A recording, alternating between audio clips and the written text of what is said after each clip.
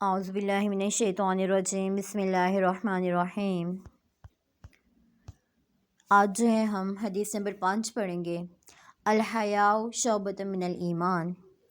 الحیاء شعبۃ من الایمان، رواہ البخاری و مسلم۔ پہلے میں اس کا لفظی ترجمہ کرتی ہوں۔ الحیاء شرمیلا پن، من الایمانی شعبۃ، شعبۃ حصہ ہے، شعبۃ حصہ ہے، من الایمانی ایمان کا۔ الحیاء شعبۃ من الایمان، حیا ایمان کا حصہ ہے یا شرمیلا پن ایمان کا حصہ ہے۔ اب اس حدیث میں آپ صلی اللہ علیہ وسلم ایک خاص صفت بیان کر رہے ہیں۔ یہ ہے کہ انسان ایک خاص صفت ہے کہ کچھ انسان ایسے ہوتے ہیں جن کے اندر شرمیلا پن ہوتا ہے، ٹھیک ہے، اور وہ انسان جو ہے اگر اس کے اندر شرمیلا پن ہے تو وہ بہت سی گناہوں سے بچ جاتا ہے، جیسے وہ بد نظری نہیں کر پاتا، کیونکہ جب اس کے اندر شرمیلا پن ہوگا، حیا ہوگی اس کے اندر۔ جو حیا ایک ایسی چیز ہے نا کہ بچوں، جو انسان کو نا اللہ تعالیٰ فطری طور پر دے دیتے، فطری طور پر دیتے ہیں، شروع سے اس کے اندر یہ صفت ڈال دی جاتی ہے کہ اس کے اندر حیا ہوتی ہے، ٹھیک ہے، اور یہ اچھی صفت ہوتی ہے کہ وہ حیا کرتا ہے، یعنی کہ وہ نہ ہی بد نظری کرتا ہے، نہ وہ چوری کرتا ہے، نہ وہ گالی گلوچ دیتا ہے، اور نہ ہی وہ کوئی بری بات کرتا ہے، ٹھیک ہے۔ تو یہ خاص اس حدیث میں بیان کیا ہے کہ انسان کے اندر حیا ہونی چاہیے، اور حیا کی وجہ سے انسان بہت سی گناہوں سے بچ جاتا ہے، جیسے بد نظری ہے۔ اگر انسان کے اندر حیا ہوگی تو وہ بد نظری نہیں کرے گا، ادھر ادھر نہیں دیکھے گا، اور عجیب نظر سے نہیں دیکھے گا، اور نہ ہی کسی غیر محرم کو دیکھے گا، ٹھیک ہے۔ اور دوسری بات یہ ہے کہ وہ چوری بھی نہیں کرے گا، کیونکہ چوری کرنا ایک بہت بری عادت ہوتی ہے۔ اگر اس کے اندر حیا ہوگی، یعنی کہ اس کے اندر شرمیلا پن ہوگا، تو وہ چوری بھی نہیں کرے گا۔ وہ اس کے دل میں یہ بات ہوگی کہیں میری چوری پکڑی نہ جائے اور لوگ مجھے برا بھلا نہ کہیں، لوگ مجھے چور نہ کہیں، اس لیے وہ اس کام سے بھی بچ جائے گا۔ یہ ساری بری عادات ہیں، ٹھیک ہے۔ تو اگر انسان کے اندر حیا ہوگی تو وہ برے کاموں سے بچ جائے گا، وہ گالی گلوچ بھی نہیں دے گا، کیونکہ اگر وہ گالی دے گا تو اس کو برا لگے گا، اس کو برا فیل ہوگا کہ ہاں یہ بری عادت ہے، ٹھیک ہے۔ اور دوسری بات یہ ہے کہ وہ بری باتیں بھی نہیں کہے گا، یعنی کہ جو عجیب الفاظ ہوتے ہیں وہ بھی یوز نہیں کرے گا۔ تو یہ ایمان کا حصہ ہے۔ لیکن آج کل کے لوگ جو ہے مطلب ایکسٹرا کلاسز دلواتے ہیں کہ جی کانفیڈنس لانے بچے کے اندر، وہ بڑوں سے بات کر پائے، اس کے اندر ایک کانفیڈنس ہونا چاہیے، لیکن ایسا نہیں ہے۔ بچوں کے اندر ایک حیا ہونی چاہیے، بڑوں کا ادب ہونا چاہیے، چھوٹوں سے بات کرنے کی تمیز ہونی چاہیے۔ یہ نہیں کہ وہ بغیر حیا کے، بغیر اس کے، بغیر لحاظ کیے وہ بات کرے، ٹھیک ہے۔ تو بچے کے اندر تھوڑی بہت عزت و احترام ڈالنے کی اس کے اندر کوشش کرنی چاہیے، اس کے اندر تھوڑی حیا اور شرمیلا پن لانا چاہیے، ٹھیک ہے۔ اگلی حدیث دیکھیں، حدیث نمبر 6، المرء مع من احب، المرء مع من احب، المرء لفظی ترجمہ دیکھیں، آدمی مع اس کے ساتھ ہوگا، من جس سے، احب وہ محبت کرتا ہے، المرء آدمی، مع اس کے ساتھ ہوگا، من جس سے،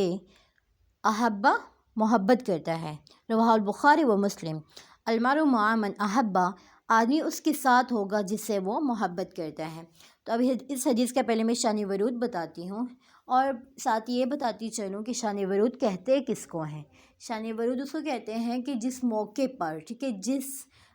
جس واقعے پر آپ صلی اللہ علیہ وسلم نے کوئی حدیث بیان کی ہو، یا کوئی اور جیسے کہ شان نزول وہ ہوتا ہے کہ کسی موقع پر، کسی حالات پر، کسی واقعے پر آیت نازل کی ہو، اور شان ورود یہ ہوتا ہے کہ کسی موقع پر آپ صلی اللہ علیہ وسلم نے وہ حدیث بیان کی ہو، وہ باتیں عرض کی ہوں، ٹھیک ہے۔ اب اس حدیث کے شان ورود یہ ہے کہ صحابہ کرام رضی اللہ تعالیٰ عنہ نے پوچھا آپ صلی اللہ علیہ وسلم سے کہ ایک آدمی کسی سے محبت رکھتا ہے، ٹھیک ہے۔ صحابہ کرام نے آپ صلی اللہ علیہ وسلم سے پوچھا کہ ایک آدمی کسی سے محبت رکھتا ہے مگر اس جیسے اعمال نہیں کرتا، ٹھیک ہے، یعنی کہ ایک آدمی کو کسی سے محبت ہے اور مگر وہ اس جیسے اعمال نہیں کرتا، تو وہ جنت میں دونوں کہاں ہوں گے، ٹھیک ہے۔ صحابہ کرام رضی اللہ تعالیٰ عنہ کا آپ صلی اللہ علیہ وسلم سے کوسچن تھا، سوال تھا۔ تو اس موقع پر آپ صلی اللہ علیہ وسلم نے فرمایا کہ انسان قیامت کے دن اسی کے ساتھ ہوگا جس سے وہ محبت کرتا ہے، المرء مع من احب۔ تو اس موقع پر آپ صلی اللہ علیہ وسلم نے یہ فرمایا، ٹھیک ہے۔ آئی ہوپ آپ لوگوں کو سمجھ آ گئی ہوگی۔ آگے حدیث نمبر 7 پڑھتے ہیں، الخمر جماع الاسم، الخمر جماع الاسم،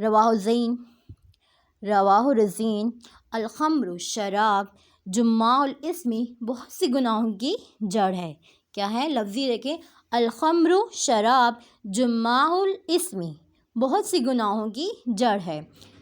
آپ صلی اللہ علیہ وسلم کی اس حدیث، اس ارشاد میں خاص پیغام یہ ہے کہ شراب اور ہر نشے میں بے حیائی ہے، اور بے حیائی سے حقوق اللہ اور حقوق العباد کی پرواہ ختم ہو جاتی ہے، اس لیے ہر گناہ کا راستہ کھل جاتا ہے۔ میں آپ لوگ کو اس کو پھر سے تھوڑا ٹرانسلیٹ کر لیتی ہوں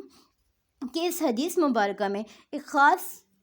خاص پیغام یہ ہے کہ شراب، یعنی کہ شراب نوشی، شراب اسے کہتے ہیں جس میں ایک نشہ ہو، ایسی مشروب کو کہتے ہیں جس میں تھوڑا بہت نشہ والی چیزیں ہوں، ٹھیک ہے؟ تو انسان جب یہ اگر انسان یہ پیے گا تو وہ اپنے ہوش میں نہیں رہے گا، اور اس کو پتہ نہیں چلے گا کہ وہ کیا کیا بول رہا ہے، سارا کچھ، ٹھیک ہے؟ اور جب انسان اس حالت میں ہو تو وہ بے حیائی کی طرف وغیرہ جاتے ہیں، اور اس حالت میں اس کو حقوق اللہ اور حقوق العباد دونوں کی پرواہ نہیں ہوتی۔ یعنی کہ حقوق اللہ سے مراد یہ ہے کہ اس کو نہ نماز کی مطلب ہوش ہوگا، نہ روزوں کا ہوش ہوگا، نہ ہی کسی اور عبادت کے نوافل کا، کچھ بھی نہیں، یہاں تک کہ وہ فرض نماز بھی نہیں پڑھ پائے گا کیونکہ وہ نشے کی حالت میں ہوگا۔ اور دوسری بات یہاں پہ یہ ذکر ہے کہ حقوق العباد کی بھی پرواہ نہیں ہوگی، یعنی کہ اس کو یہ تمیز نہیں ہوگی کہ کس سے کیا بات کرنی ہے، اور وہ کچھ بھی بڑبڑاتا رہے گا، اور اس حالت میں وہ کسی کی بھی مطلب دل آزاری کر سکتا ہے۔ تو اس لیے یہاں پہ یہ بتایا گیا کہ یہ ہر گناہ کا راستہ اس سے کھل جاتا ہے، ٹھیک ہے؟ کیونکہ وہ حقوق اللہ میں بھی کوتاہی کرتا ہے، حقوق العباد میں بھی کوتاہی کرتا ہے، اس لیے شراب بہت سے گناہوں کی جڑ ہے، کیونکہ جب اس کو ہوش ہی نہیں ہوگا تو وہ بلا جھجک گناہ کرتا رہے گا، ٹھیک ہے؟ آگے ہے حدیث نمبر 8، العنات من اللہ، العنات من اللہ والعجلۃ من الشیطان، والعجلۃ من الشیطان۔ اس کا لفظی دیکھیں، العنات بردباری، العنات بردباری من اللہ، اللہ کی طرف سے ہے، والعجلۃ اور جلد بازی من الشیطان، شیطان کی طرف سے ہے۔ رواہ الترمذی، العنات من اللہ والعجلۃ من الشیطان، رواہ الترمذی، بردباری اللہ کی طرف سے ہے اور جلد بازی شیطان کی طرف سے ہے۔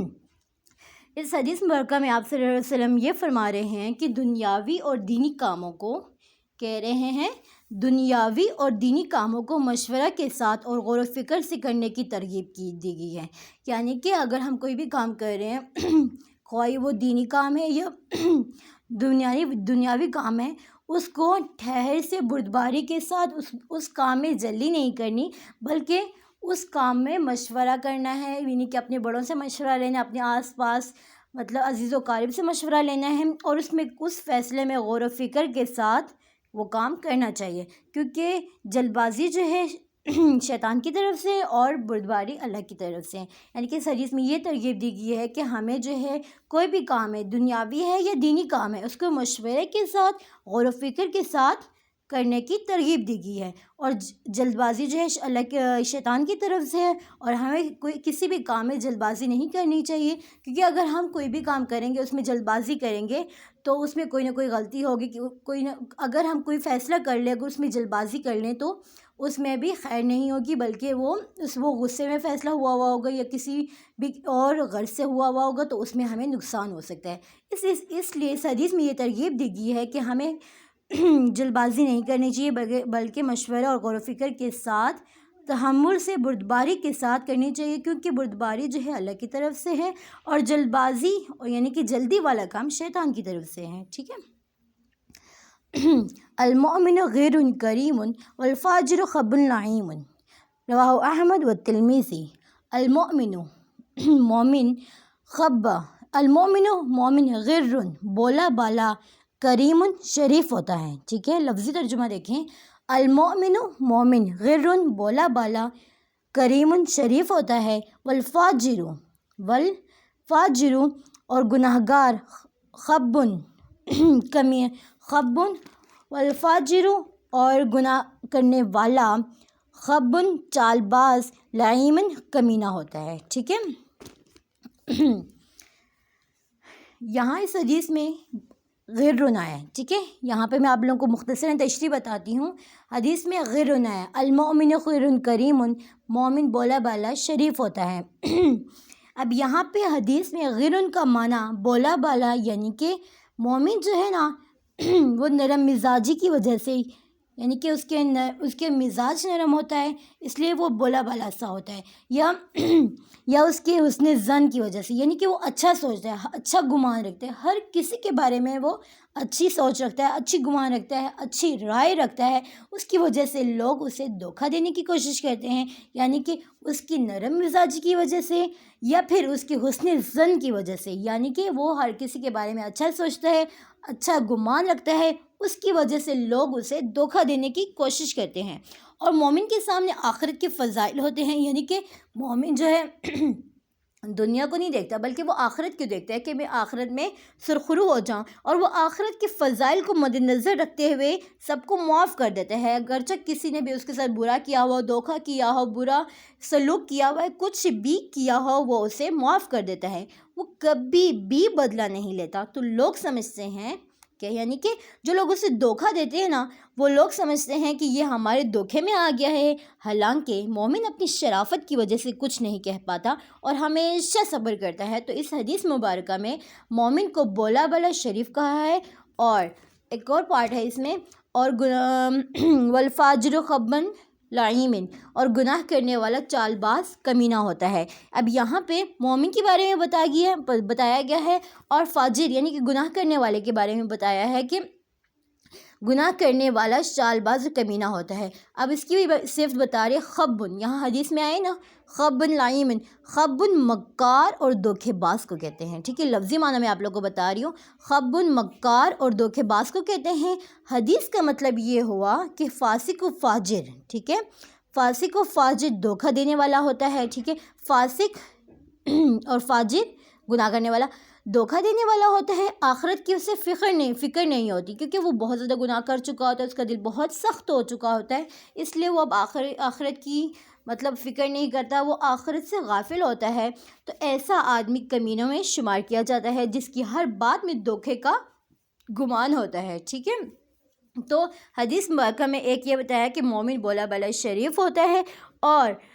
فاجر یعنی کہ گناہ کرنے والا چال باز اور کمینہ ہوتا ہے۔ آئی ہوپ آپ لوگ کو سمجھ آ گئی ہوگی اور میں نے مختصراً تشریح بتا رہی ہوں، اور ٹھیک ہے۔